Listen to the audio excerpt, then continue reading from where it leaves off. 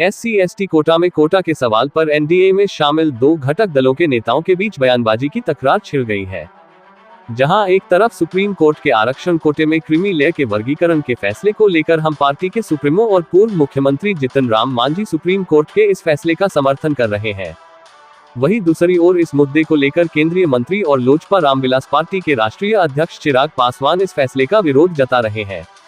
जबकि इन दोनों नेताओं के बीच बड़े वाद विवाद में आज एक नया मोड़ ले लिया है, जहां इस मुद्दे को लेकर लोजपा रामविलास पार्टी के भोजपुर जिलाध्यक्ष राजेश्वर पासवान ने एक प्रेस कॉन्फ्रेंस कर पूर्व मुख्यमंत्री जीतन राम मांझी पर सवाल खड़े करते हुए निशाना साधा है। मीडिया कर्मियों को संबोधित करते हुए राजेश्वर पासवान ने कहा कि गठबंधन में शामिल कोई भी नेता अगर गलत करेगा तो हम लोग उनके खिलाफ आवाज जरूर उठाएंगे। इस दौरान भोजपुर जिलाध्यक्ष राजेश्वर पासवान ने जीतन राम मांझी से सवाल पूछा कि आप उस वक्त कहां गए थे जब आप एक मंदिर में गए थे और वहां से निकलने के बाद उस मंदिर की धुलाई की गई थी। आप तो संपन्न थे, आप एक अच्छे ओहदे पर रहने वाले व्यक्ति थे, फिर जीतन राम मांझी के साथ ऐसा क्यों हुआ? जीतन राम मांझी को इतनी ही दलितों की हमदर्दी है तो उनकी जाति भूया मुसहर में और लोग थे, वो अपने पुत्र को ही मंत्री क्यों बना दिए? दूसरे को देखते जो निचले पायदान पर गांव घर के हैं उन्हीं को मंत्री बना देते। अभी देख रहे हैं हम लोग आगे, और पूरे बिहार के दलित भी ये देखेगा कि अगला विधानसभा में ये कितने मुसहर भाई जो अपेक्षित समाज से निचले पायदान पर है उन कितने लोगों को वो टिकट दे रहे हैं।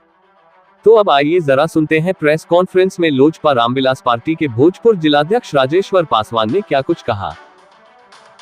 उनके आदरणीय वहाँ हमारे गार्जियन है, आदरणीय गठबंधन में भी आदरणीय जीतन राम मांझी जी। देखिए, गठबंधन से मतलब नहीं है, हमारे गठबंधन में अगर सरकार कोई गलती करेगी तो उस पर भी हम उंगली उठाएंगे, ऐसा नहीं है। हमारे लोग अगर किसी हत्या में शामिल होंगे तो उन पर 302 धारा नहीं चलेगी क्या?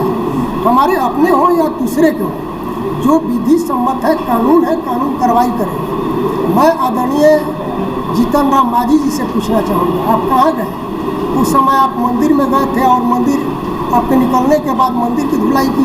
आप तो संपन्न थे, आप एक अच्छा ओहदा पर चलने वाले थे, चुनाव से पहले भी राम मंदिर गए थे। एक और चीज़ मैं कहना चाहूँगा, अगर यही हमदर्दी है तो उनकी जाति भूया में मुसहर में और लोग थे, तो अपने पुत्र को क्यों बना दिए? दूसरे देखते कि जो निचले पैदान पे हैं, गांव घर में है, उन्हीं को मंत्री बना देते। अभी देख रहे हैं हम आगे, अब पूरे बिहार की दलित देखेगी कि अगला विधानसभा में कितने मुसहर को, कितने हमारे मुसहर भाई हैं जो अपेक्षित समाज से हैं निचले, तो कितने लोगों को टिकट देते हैं। आज अम्बेडकर चौक पर बैठे करा देना चाहता हूँ कि कुछ दिन पहले एक न्यूज आया था UPSC द्वारा, यानी संघ लोक सेवा आयोग के माध्यम से, जो उसमें पदाधिकारी कर्मचारियों की भर्ती जो सीधे होती थी और जो विज्ञापन निकला उस पर आदरणीय हमारे चिराग पासवान जी ने विरोध किया कि इस तरह से नहीं होना चाहिए। उन्होंने आदरणीय देश के यशस्वी प्रधानमंत्री माननीय श्री नरेंद्र मोदी जी से अपना सुझाव दिया कि इसमें परिवर्तन होना चाहिए, और उन्होंने आदरणीय नरेंद्र मोदी जी को हम धन्यवाद देंगे, और उन्होंने त्वरित निर्णय लिया कि जो संघ लोक सेवा आयोग में सीधे जो भर्ती का विज्ञापन निकला था उन पर रोक लगाया, उन्होंने उनको रद्द कराया।